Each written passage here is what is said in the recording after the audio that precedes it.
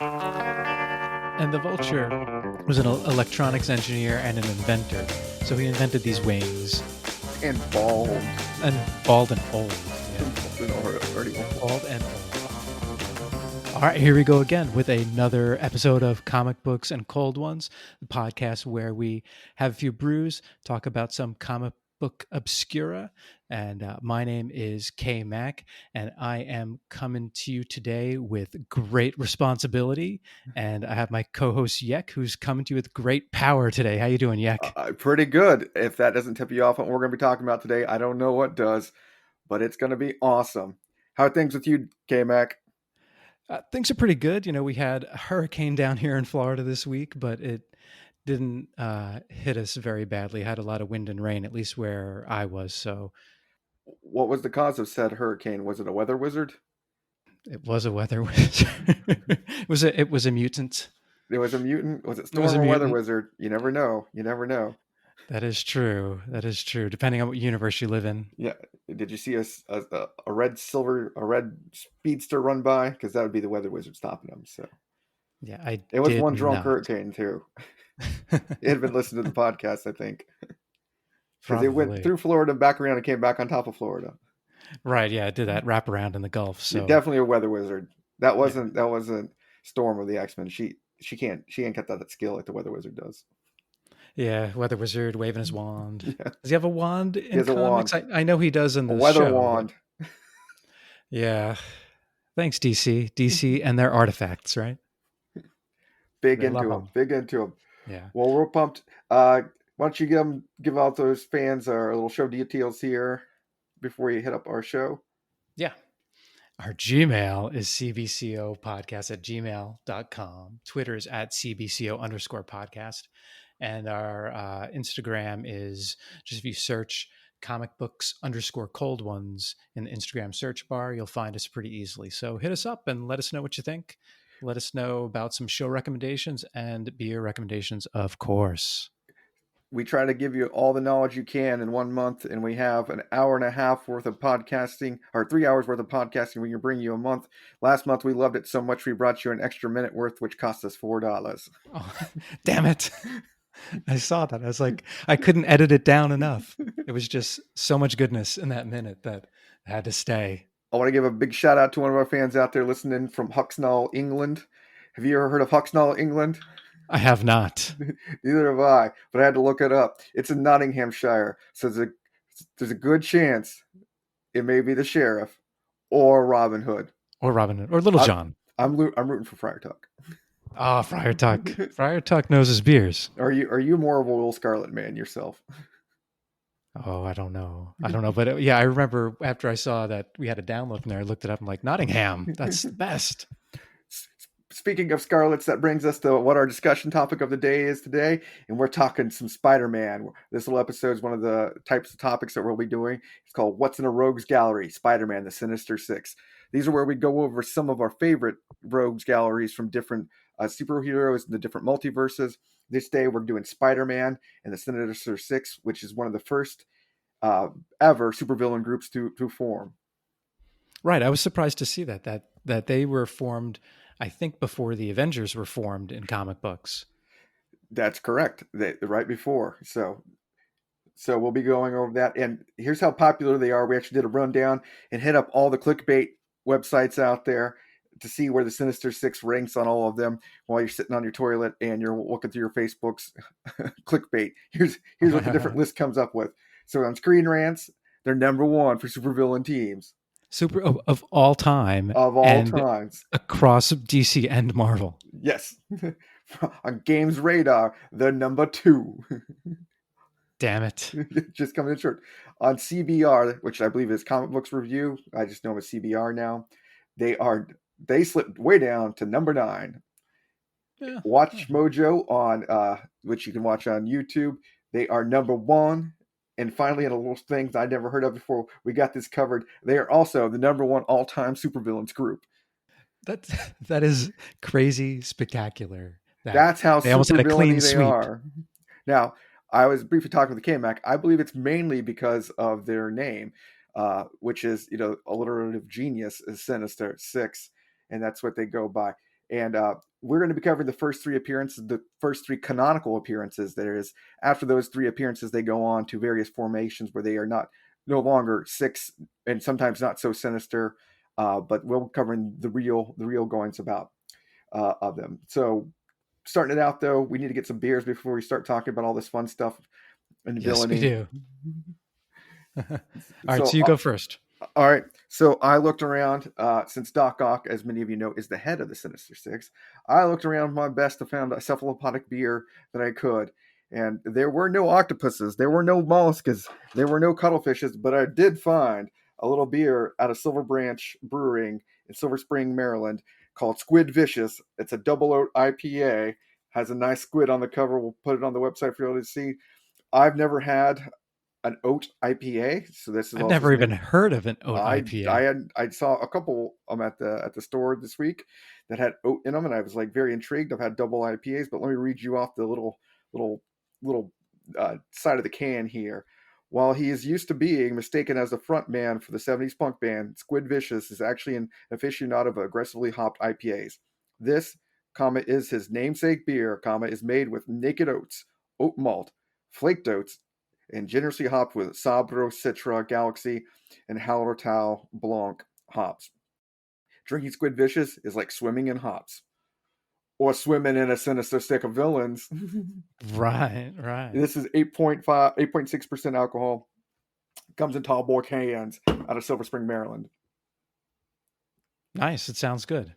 What are you bringing today to talk So villainy? I was trying to do the same thing. I was trying to find one that had octopus reference or any of these other villain references, but we've talked about this before.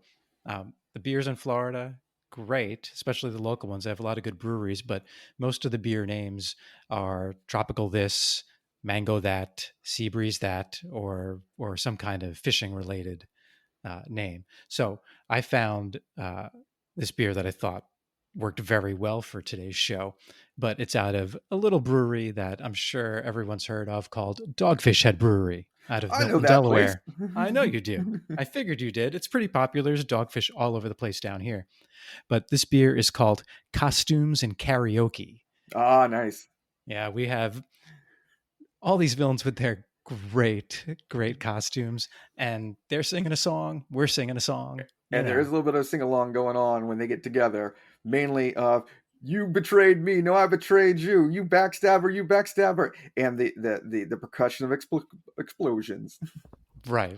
It's pretty much nonstop with these guys. So this beer, Costumes and Karaoke, is an Imperial cream ale with turmeric, ginger, cinnamon, star anise. I guess that's how you say that. ANISE. Yes. Oats. So we have licorice. Oats are just like you, right? So Yeah. we got some oaty beer tonight. Cardamom with vanilla beans added, and it comes in at an 8% ABV. So bringing in some flavor with you. We always like the shows that KMac gets any alcohol beer above 6%. correct. You have 8% too, don't you? Yes. All right. But we know Sinister KMac 8. is more fun. Well, yeah, that's so. And tonight it'll be a little more sinister. All right, so we got to crack them open. Beer time. And KMac showed off to me that he is drinking out of his lovely Spider-Man pint glass tonight with the spider logo at the bottom, which is pretty sweet. Does not designate him as a super nerd at all, but fact. No super nerd. Oh man, you can smell the hops. Like you don't even have to be close to the can. Oh really? I can smell them. I was about to say you can probably smell the them computer through the microphone. Yeah, the room just lost a lot of humidity because it got so dry. Which should be one of the Sinister Six's villainy projects is to reduce the humidity so they can take over the world. So Sandman rules. How is it? It's good. It's definitely tastes like a cream ale, and I think I can really taste the cardamom more than anything, and maybe the oats. I don't know, but it's definitely different. I don't think I've ever had a beer that tastes like this. Same with me. Tastes like an IPA, but a little bit drier, but not too hoppy. It doesn't have the bitter hops that instantly go to you. Because I think the oats with the maltiness kind of mellow that out. So it's a good oat soda that way. Mm, Silver Branch, you're doing me right tonight. So to get this kicked off, as we told you, they're one of the first ever supervillain team up groups ever. So that means they go way back, and their first appearance actually appeared in Amazing Spider-Man Annual #1, October 1964, written by Stan Lee and drawn by the original Steve Ditko. So this is the original creators doing one of the original stories. And according to the insert on the first page, it says it took them nearly a year to draw all this and get it scripted out. So they were very pumped. And I think it may be one of the first ever annuals by Marvel, if I'm right, if I remember right. Yeah, it Double might size, be. released at the beginning or end of the year this time. And so exciting. And they did it just to bring together this awesome story of the Sinister Six. So one of the things we're going to be talking about tonight, so much, not as much the story, but the team up of the supervillain group and the dynamics that go into getting the bad guys together. Because normally it's easy to get good guys to all agree on something, but bad guys teaming up usually we're looking out for one thing and one thing only, and that's themselves, and not themselves and 5 other guys. But that's what they're doing this time. So who's the brainchild of bringing together this rabble rousing crew, KMac? Yeah. So the brainchild of the Sinister Six in at least their first three canonical appearances is Doctor Octopus. The Dr. Ock. Also, what's his real name is, of course, Otto Gunther Octavius. Brilliant of course, radiation nuclear scientist who invented arms to hold radiation, and they eventually fused to his body, and he found out he could be a pot belly octopi of crime. right? Roy Orbison lookalike, they the, say. the Roy Orbison of crime, the Tubbykins with 4 extra arms ready to go Right. at it. And the accident that caused them to be fused to his body also allowed him or gave him mental control over the arms as well. Which we find out in the first time ever in this annual that he actually gets control of them. So, where do you rate Doc Ock on Spider-Man's most powerful villains? All right. He would probably be like, that's I didn't expect this question. I like this question. I think he's probably in the top 5 for sure. And I think in the top 5 you have to include who people who aren't members of the Sinister Six. I That's think you have to correct. include Venom. You have to Correct. include Carnage. Correct. And I think you have to include Doc Ock because he's one of the earliest villains. First appearing in Amazing Spider-Man #3. What about Right, Rocket so, Racer? the Rocket Racer. Oh man. So so the first this is going to be Not in the Sinister this is an Six, but aside. KMX This is got an the aside. aside. I have an aside. So the first comic book I ever remember buying is this book. It has this guy in a yellow and green suit with a gun pointed at a building, and he's called the Bounty Hunter, right? And you have Spider-Man's hand on the brick below him, and the word bubble on the cover says, "I've got the rocket racer dead in my sights. Nothing can stop me now." So, and I don't have it anymore. I don't know what happened to it, but I saw that image, I think on someone we follow on Instagram. But yeah, that rocket racer, jet skateboard, he's #6. You can't stop him. No way. No way. But See, I put him in the top 5 for sure. I'm gonna weigh in and say he's number 3. Number 3, maybe number 2 after Venom. I'm gonna say number He, 2 because he's devious, and when he actually gets control and actually organizes many of Spider-Man's most deadliest foes, he's actually, I think, even more deadly than that. So right now, in a story that I haven't read yet, but it's on my list to read, I think you're probably right. I think he might be 2 or 3 because in the story Superior Spider-Man, there's a time where Dr. Octopus actually moves his mind into Peter Parker's body and takes over for a long time. There's a couple of years, I think, worth of stories where it's Dr. Octopus in the body of Peter Parker called Superior Spider-Man. So correct. yeah. So yeah, maybe number 2 or number 3 for sure. I think Venom is probably his number. Well, no, Green Goblin probably his #1 villain. Well, it's his arch nemesis, Yeah, nemesis. But I'd say nemesis. Venom, being the more modern, is the more powerful, Yeah, and everything. So I'm going Doc Ock, maybe 2, number 2. I'm going to say number yeah. 2 after Venom, even I though think Venom 3. came along. I know you can do what you got to do. So Doc Ock organizes his crew, and he gets together 5 more Oh, foes, and we're going to run them down for you. right. But first, bit of trivia: where was Doc Ock born? Ooh, And so Yek and I went to college together, and we went to college with someone who was also from this town, someone who could play the drums. I'm going to go. He's a Southern Canadian from Schenectady, New York. He is a Southern Canadian from Schenectady, like most nuclear physicists. I bet he can ice skate too, like a mother on those forearms. Oh yeah, for sure. Loves hockey, eh? Yeah, imagine Doc Ock playing hockey with those skates on and an extra set of sticks. Not fair, No way. It'd be a whole team. because he can go stick side, glove side, and 5-hole all at the same time. I know. Unstoppable. So Doc Ock organizes as a get together to take down Spider-Man by getting 5 of his other fiendish foes to go after him, and let's run them down from the top here. They are Electro, Kraven the Hunter, Mysterio, Sandman, and the Vulture. And we'll go over their real names because that's the real best part about these, all the alter egos. So Yeah, they got good names. Electro's real name is Maxwell, nickname Max Dillon. And any relation to Matt Dillon? long lost brother, Okay. father, right? Because he's probably father. That's the reason Matt Dillon makes such electric movies. He does. Craven is, oh boy, I had to pick Craven, didn't I? Sergey Nikolovich Kravinoff. So for all those people out there that aren't Russophiles, like said Yek here, that means his name is Sergey, is his first name. His last name really is Nikolaevich, and Kravinoff is his patronymic because his dad is named Craven, which is weird that he also goes by Craven. So Kravinoff means son of Craven. People I who don't think the don't people go by their really knew all their Russian language, but right. People who don't go by their first names are weird. Yes. He's like, I really wanted to be named Craven, Dad, so I could be Craven Kravinoff, but no, you name me Sergey. And so who's the next one? What's his name? That would be Mysterio. Would be Quentin Beck, played by Jake Gyllenhaal cool in the most recent movie, who also goes by that name in the movie.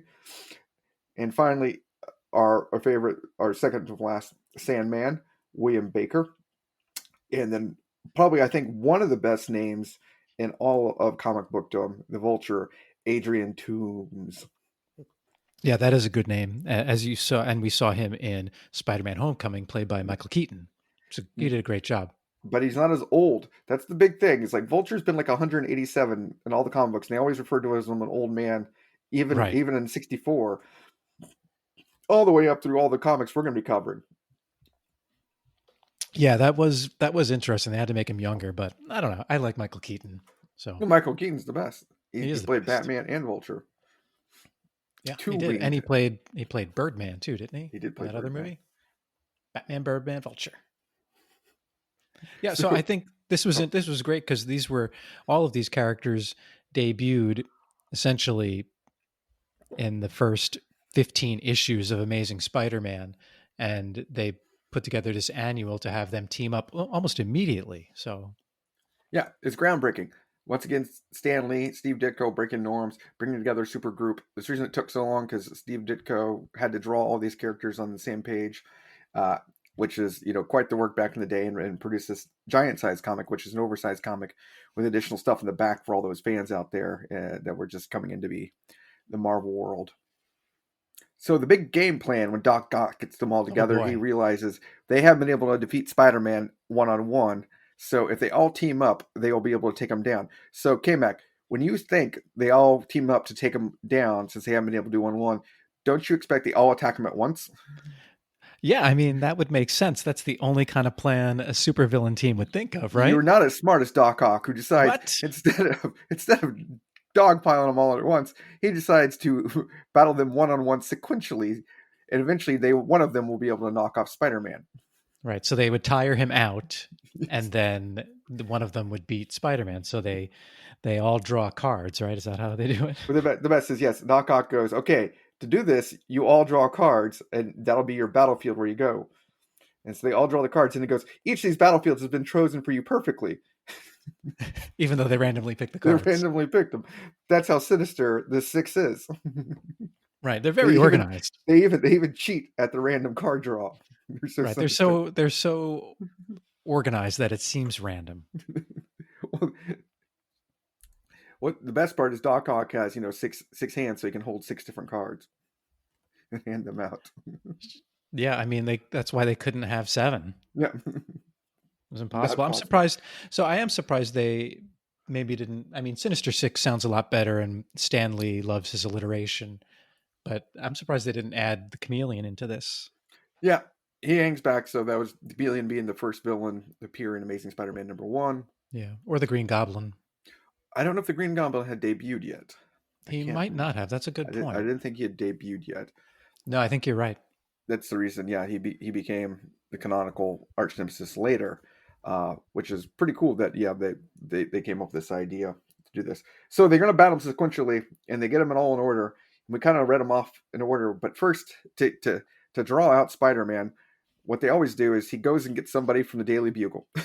Doc Ock does. Yeah, Because everybody yeah. knows Spider-Man hangs out at the Daily Bugle for some reason. It's weird, right? I wonder why. So Doc Ock waits for Betty Brant, who's then Peter Parker's girlfriend, to come out, snags her. But along with Betty Brant, he happens to pick up one little old lady by the name of Aunt May. Right. Yeah, because Peter was acting funny, so she went to talk to Peter's girlfriend and just happened to get picked up too. And I really, Aunt May's parts in this story and her interaction with Doc Ock are some of the most hilarious moments in this issue for sure. Whereas Betty Brant knows she's being taken hostage by a supervillain group. Uh, Aunt May thinks they're just going for a nice visit to some guy's house to have tea and crumpets. Right. She doesn't care. She's like, I'm old. It doesn't matter. It's Yeah. like, There's I'm at one the point. house, damn it! You're not breaking this up for me, Betty Brant. Right. Doc Ock serves them Danish and coffee at one point. Doc Ock is a great, like in this story compared to the other ones, like he's a super chill gentleman here. Yeah, he hasn't been power mid and drab, power power driven mad yet, Yeah. and getting made fun of all the years by Spider-Man as a tubby cephalopod. So they whisk them away. Doc Ock tells J. Jonah Jameson, "You had to put it in the paper that Spider-Man has to meet here first to try to get back Betty Brant." And lo and behold, also he finds out his aunt at the time, Aunt May. But that the paper really never goes through, and Spider-Man figures out how to get Yeah. going anyway. Yeah. Jameson managed to get scooped on the story by every other paper somehow because he's locked himself in his office and he is the roadblock to his own success here. He doesn't, everything has to go through him. So Yeah. it just doesn't happen. And it's always fun when Jameson gets, egg on his face. Parker! Yeah. And he yells for Parker often. Yeah. So he first has to face Electro. And just a quick aside, another fun part of this being, I think, the first ever annual, they do all these advertisements throughout the comic book by showing cameos of different superheroes, including it starts out with an astral form of Doc Strange coming through Peter Parker while he's at high school and getting in a fight with Flash Thompson. Right. Yeah. There's cameos all over the place. And it's, that's kind of whether or not they do it for the same reason in the later stories. That's kind of a theme that goes through all of these because in the later stories, they're full of cameos too. Yep. And, so either it's a callback or they're just trying to pump up sales for other books. Yeah, and these ones Probably they both. actually advertise, go read this magazine. So throughout this comic book, you get to see the Fantastic Four, Captain America, Doc Strange, X-Men, Thor, Giant Man, Wasp, and Iron Man, all with plugs for their books at that time. Right. And I started to say he goes to fight Electro first, but before that, Spider-Man loses his powers. He loses confidence in his powers. We don't quite know. Yeah. It's very similar to what happened to Tobey Maguire in Spider-Man 2. Yes. Lost his powers for a little bit because he lost his confidence, but then once he gets back into it, the powers come back. Like once he knows he has his powers, to push through it because his Aunt May has been taken hostage. So he's gotta go for it. Right. He has no choice but to try to do it even though he has no powers. So then he heads off to fight Electro. Yes. And where does he end up fighting Electro? At a power plant, of course. Not just any power plant. Oh yeah, Stark power plant. That's right. Stark power plant. Yeah, and Electro had stolen some early on in his career. He had stolen some stuff from Stark as well, but that's not part of the story. But yeah, so that's interesting. Stark power plant. Stark is the only industrialists in the Marvel universe at this time, anyway, right? For the most They're part. well, other than the other dealing Starks may have. I don't know if Stain is mentioned yet in the actual Iron Man comics. I do not Yeah. believe he is. But one of my favorite Electro stories later on involves Electro in a power plant also, and that's in the New Avengers #1 when they hire Electro to knock out the power plant to free all the people from the raft. And he's a down and out Electro, and he goes, "Okay, but I got to wear the mask when I do it." Yeah, and that's a cool story. It's drawn really well. Yeah, yeah. Like how he does it is really But this cool. is similar. He's going to blow up the power plant and take out because he can juice off the power plant, Right. non-Jamie Foxx style. Yeah, I hope so. But lo and behold, Spider-Man's able to take him out with just a big old knockout punch. Nothing special. Takes him down pretty easily. Right, and that's splash page #1. Yeah, with each of these takedowns, there's a big splash page. So he wraps them up in a nice little package and waits for an Iron Man comes swooping in because he heard the alarm go off, and he says there's a package in there waiting for you, Iron Man. And make sure you read about that in Iron Man's own book. Yes. what Iron read Man about is his him. own book? Yeah, I guess so. It comes out monthly, apparently, according to the ad at the bottom. Stan Lee. So he gets another card from beating Electro that tells him he's got to go swooping away to the Bay of the World Fair. I didn't know there was such a thing as the Bay of the World Fair, but that's in Queens someplace. And I guess that's a big open field because they showed the globe from the World Fair that's in Queens that you see every once in a while when they do the U.S. Open and things like that. Some of the similar grams there. And he swoops in, and lo and behold, what happens? Well, Kraven is waiting for him with tigers. Are they tigers or jaguars? I don't know. They're leopards, leopards? Actually. They're leopards. Leopards. Completely different. So Kraven, of course, being the master hunter and controller of Beast, is able to send 2 leopards to take on Spider-Man, who has to use all his speed and power to dodge the leopards. Right. And this is different for Kraven because usually he doesn't use animals, from what I understand. He likes to defeat his enemies with his own cunning and prowess. He doesn't like to use weapons and animals, but he's a hunter, just like his father Kraven. Right. Wait, his father's name is Kraven? That's what Kravenoff means. Son of Kraven. We should just call him Son of Kraven from this point on, so we don't confuse him with his father. Yeah. Oh, his father did a lot of work to get that name. He did. And so Spider-Man dodges some leopards, dodges Kraven, then does a backflip over Kraven and grabs the card and then gets the hell out. Yeah, doesn't mess around with Kraven anymore. Right. Kraven's just like, what? Wait. We're supposed to fight. Where are you going? I was supposed to tire you out. Sinister. Right. And then he has a and then we get another cameo from the Human Torch and they have a little fight. I don't know if this is, I doubt it's the first time they met, but it might be. No, it's not. They had met previously in Marvel books, and they had always been at each other's throats, but also team up together, being the 2 youths of the Marvel Universe. Yeah, since then, like in the 80s, they were pretty close friends, if I remember. But yeah, early on, everyone had to fight. It made sense. Yeah, you're gonna get in the Long John Club. You got to fight your own fellows. That's right. I mean, he's getting his costume from them, isn't he? Or no? Yeah. Not yet.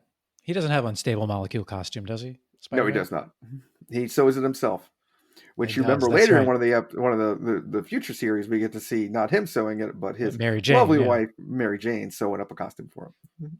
So Kraven doesn't really do his job, and he's able to get away and get the card and speed away to his new destination, which is it's a warehouse where just an empty building. Yeah, and he stumbles upon the X-Men, which is really strange because he didn't expect to find the X-Men there.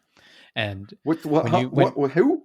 Yeah, I know. When you bump into something you don't expect, it could possibly be an illusion, which then tells him to expect Mysterio. And his spider sense, I think, tells him that there's one wall that's not a solid wall, and he goes through it and he finds Mysterio there. Yeah, he bashes all the X-Men robots and realizes, this can only be the work of one, Mr. Fishbowl himself, Mysterio.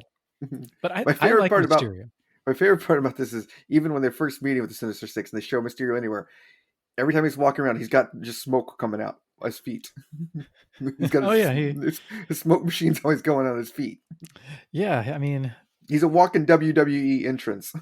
right, he is. That's a good point. Always He, smoking. yeah, that takes a lot of design and precision to put smoke machines on your boots. And have you ever noticed that the epaulets that hold his cape are two eyeballs? They're two eyeballs. Yeah, Is I like his costume. is that to fool people into thinking that his head's here and up there in the fishbowl there's nothing? Maybe like he's like, I saw that guy Modoc. Yeah, I like his look. like one of those parrotfish that has the eye on the back of his tail, so you're always swinging at the wrong part, That's a good strategy. Good point. even though you have a giant fishbowl in your head. Yeah, is the fishbowl full of smoke too? Yeah, it's always you can't see; it's obscured. Right. It looks It's like actually yeah. it's plexiglass, and he can see out, but Yeah. no one can see in. And that the fishbowl's got to make it like really hard to like dodge because it's cumbersome. Like, and he probably can't fit through all doors, right? Probably not. Has to go sideways or head first. Head first sideways. Does he ever lay on the ground and just roll in a circle with his head? Probably. That's what I would do. But of course, once he gets in there, Spider-Man, he starts swinging away. And once Mysterio knows he's beaten, Mysterio, being the master of illusion, just pops some smoke and disappears. Yeah, like Batman. Just bitches out. Whereas Craven just got left. Mysterio's like, all right, I did my Sinister Six part. I'm out. Yeah, he's like, I'm done. Let me, and he tries to burn the card too. Yeah. Which is a complete dick move because he knows the plan. Like, can't wear him down. I know. If you don't have the cards. So, the next card is apparently an invitation to play racquetball with Sandman. That's as far as I can tell, because the card he was able to see, Spider-Man swings away and arrives at a 3-wall like cinder block court. I couldn't figure out if it's handball or racquetball. what kind of ball it is. Yeah, it's hard to tell. Like the background looks like a barren landscape. So, but he lands on it and realizes there's just nothing but gritty sand. And of course, that gritty sand becomes Max Barker, one Sandman, the master of fashion himself. Yeah, that's a great outfit. So throughout his whole life, Sandman only gets to wear one outfit. And it looks like the reject outfit that Freddy Krueger decided not to wear that day. Right. As we go through these and we see the villains, Electro's is roughly the same, but it's still, he has a cool costume anyway. But Sandman just has, Sandman just has his green T-shirt and brown pants. That's all he gets. That's it. Doc Ock. Like as we go on, we're going to talk about Doc Ock's fashion because Doc Ock has some great fashion sense, styling and profiling. He is. Also, Sandman gets stuck with the Osborn hair. Yeah, that is weird. He has the Osborn like curly Q, right? The curly wave hair, however that works. Yeah. The classic Steve Ditko is. So, big question: is Barker really a member of the Osborn family? His shirt is green. He is green. Mm-hmm. Green shirt. Just something out there. May need to follow that up. That is a good point. So they're fighting, and then Sandman sets a trap where in this racquetball court, like what is it? A steel box forms around them, that's a crazy way to play racquetball, though. I mean, I don't know, but they get trapped in there. Is that extreme racquetball? Is that like the new version that they were trying to invent? Like, probably. Oh no! And any second, the racquetball court become a cage of death. But like, since Stanley wrote this, there would be a little box there that says, "Hey, come by our racquetball box." Yes, and there's not there, so they probably weren't. But so he has to fight Sandman in close quarters. What Sandman didn't anticipate is that Spider-Man can operate better on less air than Sandman can. So Sandman ends up passing out, and Spider-Man grabs the card and just leaves him there and escapes and heads on to his next opponent. Yeah, how does that work? Spider-Man, of course, has super long power, but Sandman is just sand. Right. You would think that he could just turn to sand and be okay. Yeah, does he need to... But does... His sand doesn't become new sand organs, does it? It's just sand. That's a good question. we've hit the point in this issue where I disregard all of it. None of this actually happened. Well, okay. Moving Damn on. it. Yeah. All right. So we'll just say that Sandman let him go because Sandman, even at this point, is considering a face turn. He's a mixed up bag of quartz, that Sandman. He is. He is. He just can't figure it out. So Spider-Man, of course, gets his next card and swoops away to a top of a building, where, of course, what would be perched at the top of a building, ready to peck at his eyes and clean off the carrion from his bones, but one, the Vulture, Adrian Toomes. You know, and Vulture was one of Spider-Man's earliest villains. He appeared in Amazing Spider-Man #2. And now, where is the Vulture from in New York? I love this stuff. Okay. So he's from the same place my wife is from in New York. He's not from Rockaway. Nope. He's from Brighton Park. No. It's there's one borough that's an island. Oh, Staten Island. Staten Island. Yeah. So he's from Staten Island. Like anybody in Staten Island, he had to grow wings and fly away from that hole. Oh yeah. Oh yeah. Yeah. On a side note, we watched King of Staten Island the other day. Really good movie. Enjoyed it. Other side note, so you do know of the famous cocktail called the Manhattan, correct? I do, yes. Yes. There each of the boroughs has its own drink. Oh, really? Oh, Yeah. I didn't know that. There's a Brooklyn, and then there's a Bronx, and there's a Queens. But the best of all is the Staten Island, which is actually made with coconut rum and other tropical flavors. What? And it's certainly, as the island borough, they have Interesting. the Staten Island cocktail. What's from Queens? Do you know? Oh, the I don't Queens one? remember, but I Okay. looked up one time to see if there was some of the other ones, and so each of the boroughs had to adopt their own. The Brooklyn and the Bronx were the more famous ones, but the That Queens makes was not. sense. Yeah. But the Staten Island one was like the ode to trashy suntan oil and everything like Yeah. that. No, that makes sense. I That could makes see, sense. but I could see Adrian Toomes sitting on top of a building enjoying himself a Staten Island cocktail. Yeah, and so and the Vulture was an electronics engineer and an inventor. So he invented these wings And bald. and bald and old. Yeah. Bald and already old. Bald and old. But so you would expect, like, in addition to this flying suit that he's made, which, you know, lets him fly like a bird and also I guess gives him some kind of super strength, they say. It's like an That he exoskeleton of some kind, yeah. Yeah. And so you would think like he would have another really good weapon ready to use against Spider-Man, but his weapon is what? It's his fist, his claws, his nails. Also, one other thing. What does he have in this one? I forgot. Oh, he has a lasso. Oh, that's right. He has a lasso. Of course. What else would you use to beat Spider-Man? Rodeo Vulture. I mean, yeah. All right, so he has a lasso. And the lasso gets turned around on him by Spider-Man, who eventually webs him up to a flagpole on top of a building. Right. Yeah. I mean, obviously, we know who's winning this one when it's Spider-Man versus a lasso. Yes. It's Spider-Man wins it, gets his last card, and now goes to the castle home of one Otto Gunther Octavius.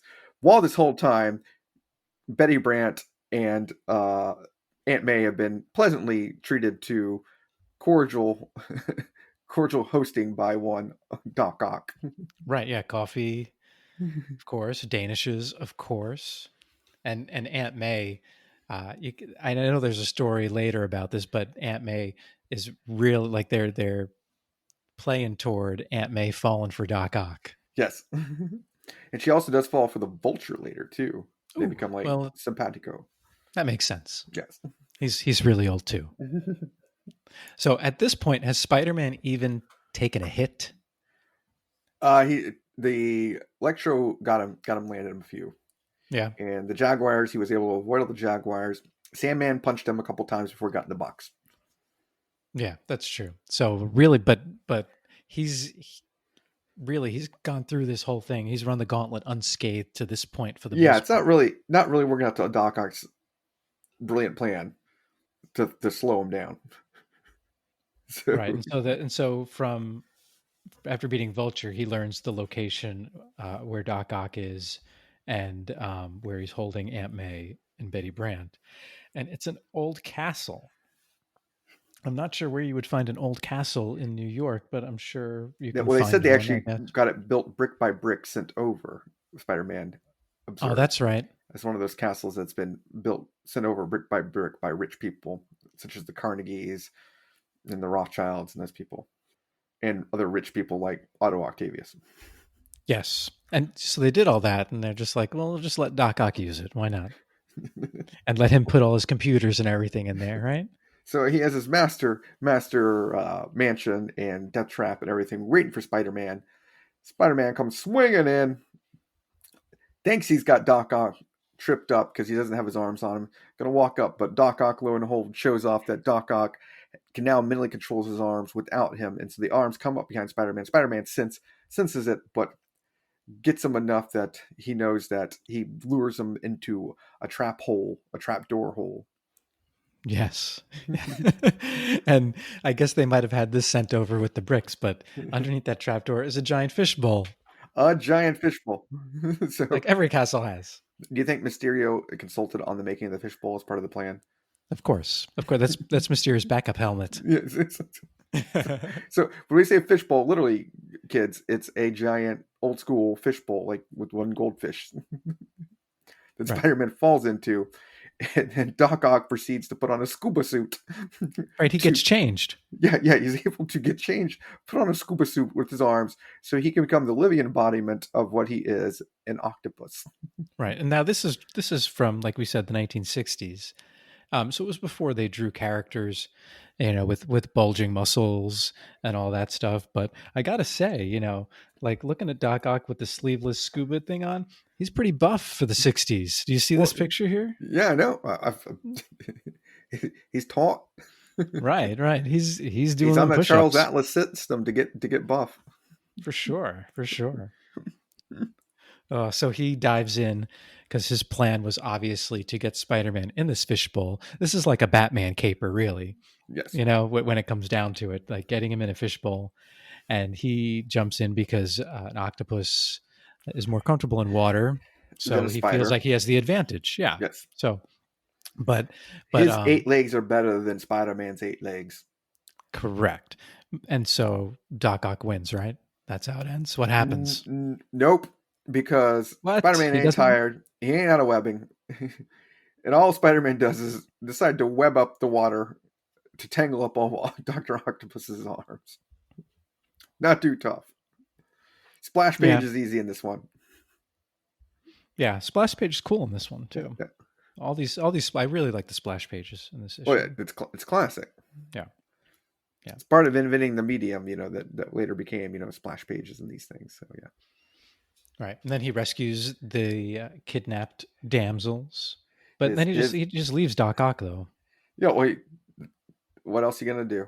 Right. He left all the villains Yeah. pretty much. But they all end up in jail at the end, so All by themselves, loathing Doc Ock's plan and cursing him. Of course, Aunt May did not like leaving. She thought Doc Ock was a lovely man and didn't see why that ruthless Spider-Man had anything would beat up on him, and why would they would go off with him. right. And then when she gets home, she has to deal with Peter Parker's slang. Yes. Yes. She doesn't like that he says she's all shook up, Elvis and those hips. And then also that he calls her the ever loving greatest, and that Yes. really that gets him a finger pointed in his face. It does get the tapping on the chest. Peter Parker and his slang is terrible, terrible. And thus ends the first appearance of the Sinister Six. Okay, so what did you think of their plan? Like I said, it wasn't that sinister. And No, it didn't really use the 6 of them. right. I think their plan was easy to draw. most likely for Steve Ditko. I think he was like, this one at a time. Right. Yeah, I think drawing all 6 of them fighting Spider-Man at the same time would have taken him more than a year. Constantly having to draw smoke from Mysterio's feet. It's just a pain in the backside. Oh, for sure, for sure. Oh, but this was a fun read. I liked it. There was also a way that Stan Lee could advertise all the other books by having him swing around through different panels. That is true. And it's a neat way to do it, and it really was, if you think about it, at the time, a huge project for them to make a book that big and to feature so many different characters. Yeah, and they're newly fleshed out what was becoming their flagship character. And this appearance, set the stage for supervillain groups later on. There were supervillain groups before in the DC universe, but this is the first time in Marvel that we were really seeing it, full scale. I mean, there was the Brotherhood of Evil Mutants, but that wasn't a super group. That was already a group formed. They weren't individuals coming together to form a supervillain group. Yeah, good point. So this one, you would think, okay, we read off how many people think they're the all-time best supervillains of all time group of all time. Multiple number 1 rankings, number 2 rankings. So immediately, Marvel must have, been using them years and years and years since 1964, Kevin KMac, right? Yeah, you would think they would say, man, we got to capitalize on this. That group was great. So the next appearance is like, what, a year later, 2 years later? No, we have to wait until July of 1990. Thanks, everyone, for joining us for part 1 of what's turned out to be a 2-part series on What's in a Rogue's Gallery featuring Spider-Man and the Sinister Six. As you can imagine, with so much sinister goodness to talk about, Yek and I ran a little long on this episode, so we decided that we'd try splitting it into 2 parts. But don't worry, you will not have to wait 26 years for the next part. It should drop sometime next week. Take care, everyone.